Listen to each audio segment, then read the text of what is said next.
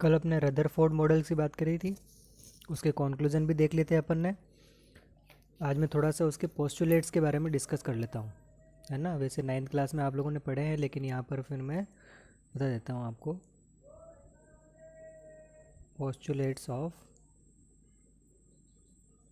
Rutherford model. Rutherford model जो है उसका पोस्टुलेट्स क्या है।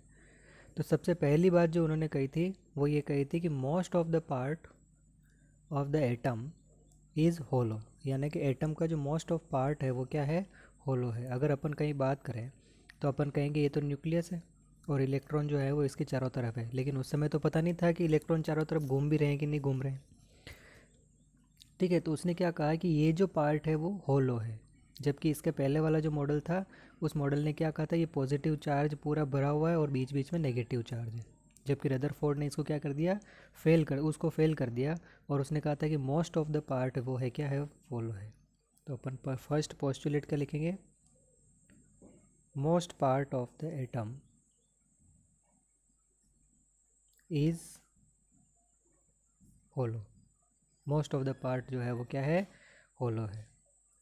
सेकंड पोस्टुलेट अगर अपन बात करें तो जो पॉजिटिव चार्ज है वो पॉजिटिव चार्ज यानी कि जो प्रोटॉन है, पॉजिटिव चार्ज के दो या प्रोटॉन के दो, वो जो है वो बहुत छोटी सी जगह पर है। अगर मैं इसको एक पूरा क्रिकेट का उसका फुटबॉल का फील्ड मानूँ तो उसके अंदर जो रखी हुई टेनिस की बॉल है, वो टेनिस की बॉल क्या है, पॉजिटिव चार्ज है। यानी कि जो पार्ट पॉजिटिव पार्ट है वो क्या है, बहुत छोटी सी जगह पर रखा हुआ है। ठीक है भाई। और ये फुटबॉल का जो मैदान है, उस फुटबॉल के मैदान को उस समय उन्होंने माना था कि ये 5 किलोमीटर रेडियस का बना हुआ है। 5 किलोमीटर इधर, 5 किलोमीटर इधर, ये 5 किलोमीटर, ये 5 किलोमीटर। तो तब जाकर जो टेनिस की बॉल रखी हुई बीच में सेंटर में, वो क्या है, आपकी पॉजिटिव चार्ज। ठीक है।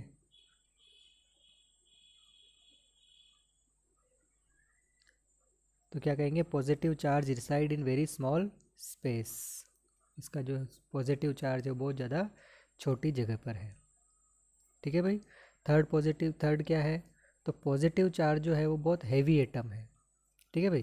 क्योंकि क्या करी थी इन्होंने, अल्फ़ा पार्टिकल्स की बम्बार्डमेंट करवाई थी, और अल्फ़ा पार्टिकल्स की जब बम्बार्डमेंट करवाई तो उन्होंने देखा कि पार्टिकल्स जो है वो आर पार तो निकल रहे हैं, लेकिन जो टकराया है वो टकरा कर वापस रिटर्न बैक आया है। आप खुद सोचो कि हीलियम के दो पॉजिटिव चार्ज को क्या कर रहा है, ये वापस बैक कर रहा है। इसका मतलब खुद क्या है, बहुत ज़्यादा हेवी है। तो क्या कह दिया अपन ने, the positive charge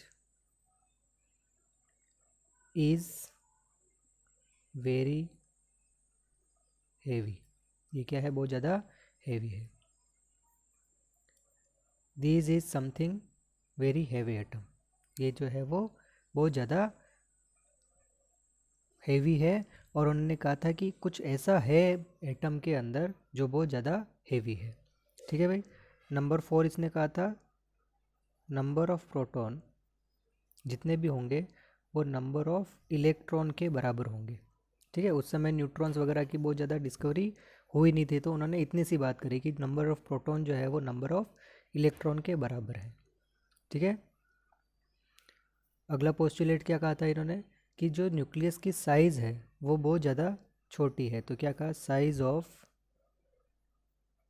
nucleus is very very very very small. जो पार्टिकल्स की साइज़ है, वो जो न्यूक्लियस की साइज़ है, और उसको क्या कहा था इन्होंने, बहुत ज़्यादा छोटी है। किससे कंपेयर किया, तो इसको कंपेयर किया इन्होंने सोलर सिस्टम से। सोलर सिस्टम मॉडल से इसको क्या किया इन्होंने, कंपेयर किया, और उससे बताया कि जैसे प्लेनेट जो होते हैं, है ना, सेम लाइक प्लेनेट, है ना, इलेक्ट्रॉन्स क्या करते हैं, रिवॉल्व होते हैं, रिवॉल्व इन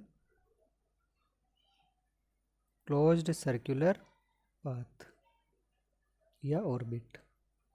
क्लोज्ड सर्कुलर ऑर्बिट में क्या करते हैं, चक्कर लगाते हैं, किसके चारों तरफ, अराउंड द न्यूक्लियस। ये कैसे होता है, तो जैसे सन है और सन के चारों तरफ इलेक्ट्रॉन्स जो है वो चक्कर लगा रहे हैं। आप लोग इसको पॉज करके उतार लिया करा, है ना, या तो साथ साथ उतार लेना या इसको पॉज करके उतार लेना। ठीक है भाई। तो जैसे अपन ने कहा कि ये पॉजिटिव चार्ज अपन सन माने और ये इलेक्ट्रॉन माने यानी कि प्लैनेट्स माने, तो वो क्या करेंगे, चारों तरफ रिवॉल्व होंगे, इलेक्ट्रॉन्स जो है वो रिवॉल्व होंगे, ठीक है। और ये रिवॉल्व होंगे, रिवॉल्व हो रहे हैं, ये नेगेटिव चार्ज है, ये पॉजिटिव चार्ज है, तो इसके बीच में क्या होना चाहिए, इलेक्ट्रोस्टैटिक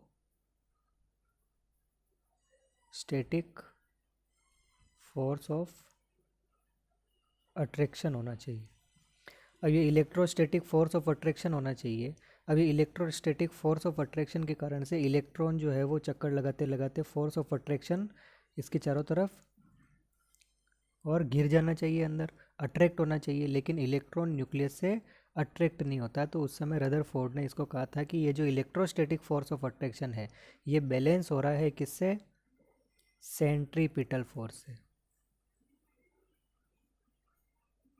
किससे बैलेंस हो रहा है, सेंट्रीपिटल फोर्स से। यानी कि अपन ने कहा force of electrostatic force is equal to force of centripetal, ये दोनों एक दूसरे को क्या कर रहे हैं, इक्वल कर रहे हैं, इसलिए इलेक्ट्रॉन जो हो रहे हैं वो चारों तरफ घूमते जा रहे हैं, ठीक है भाई। यहाँ तक इनकी पोस्टुलेट्स की बात होगी, लेकिन अब इनकी फेलियर्स भी चालू होगी। क्यों, क्योंकि धीरे धीरे जब डिस्कवरी बढ़ रही है और डिस्कवरी बढ़ने से क्या हो रहा है, कुछ जो नई नई डिस्कवरीज हो रही है वो इस मॉडल्स के ऊपर फिट नहीं हो रही है। अब फिट नहीं हो रही तो क्या, कौन कौन सी ऐसी थ्योरीज हैं जो इस मॉडल के ऊपर अपने फिट नहीं होती है। तो सबसे पहली जो थ्योरी आई थी और उसने कहा था कि इलेक्ट्रॉन जो है, आपने कहा कि इलेक्ट्रॉन चारों तरफ चक्कर लगा रहे हैं। अब चारों तरफ चक्कर लगाता हुआ इलेक्ट्रॉन एनर्जी को लॉस करेगा, क्योंकि जो भी एक्सीलरेटेड चार्ज्ड पार्टिकल होता है वो चार्ज्ड पार्टिकल रेडिएशन इमिट करता है, और रेडिएशन जब वो इमिट करेगा तो लॉस एनर्जी यानी कि एनर्जी की फॉर्म में रेडिएशन को बाहर निकालेगा। और धीरे धीरे इलेक्ट्रॉन जो है वो न्यूक्लियस के चारों तरफ इलेक्ट्रॉन चक्कर लगा रहा है, मूव कर रहा है, एक्सीलरेट कर रहा है, तो एनर्जी रिलीज़ करनी चाहिए। और एनर्जी रिलीज़ करनी चाहिए तो घूमते घूमते घूमते घूमते घूमते और न्यूक्लियस के अंदर जाकर एक दिन गिर जाना चाहिए। लेकिन ऐसा होता है क्या, तो हम कहते हैं एटम कभी डिस्ट्रॉय नहीं हो सकता, ये तो बहुत ज़्यादा स्टेबल है। इस चीज़ को क्या रदरफोर्ड एक्सप्लेन नहीं कर पाया। तो पहले क्या कहेंगे, इसने कहा था कि जो चार्ज्ड पार्टिकल है, किसी ने पूछा कि भाई चार्ज्ड पार्टिकल है, पॉजिटिव चार्ज पार्टिकल है, अब वो घूम रहा है तो क्या करनी चाहिए, इमिट रेडिएशन,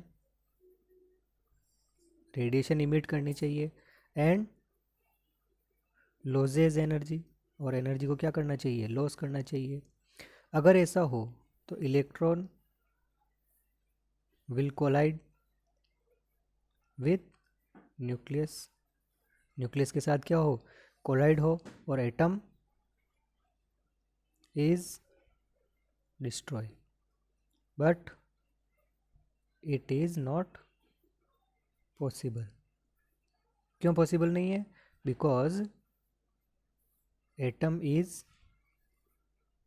क्वाइट स्टेबल, ये बहुत ज़्यादा स्टेबल होता है, इसलिए अपन कह सकते हैं कि एटम जो है वो अंदर जाकर गिरता नहीं है। तो पहली तो फेलियर इसकी एक यही हो गई कि इलेक्ट्रॉन के लिए इसने कहा कि इलेक्ट्रॉन चक्कर तो लगा रहे, चक्कर लगा रहे हैं तो एनर्जी भी रिलीज़ करनी चाहिए, एनर्जी रिलीज़ हो रही है तो वो कोलाइड होना चाहिए, जबकि ऐसा होता नहीं है। इस चीज़ को ये नहीं समझा पाया।